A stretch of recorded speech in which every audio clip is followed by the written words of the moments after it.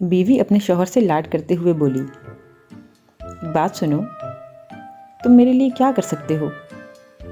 शौहर, जो तुम कहो। बीवी, क्या चांद ला सकते हो? शौहर गया और थोड़ी देर के बाद कोई चीज़ छुपा कर लाया और बीवी से कहा, आंखें बंद करो। थोड़ी देर के बाद कहा कि अब आंखें खोल लो। बीवी की आंख में आंसू आ गए क्योंकि शौहर के हाथ में एक आईना था जिसमें बीवी का चेहरा नजर आ रहा था। बीवी ने पूछा, क्या तुम मुझे चांद सा समझते हो?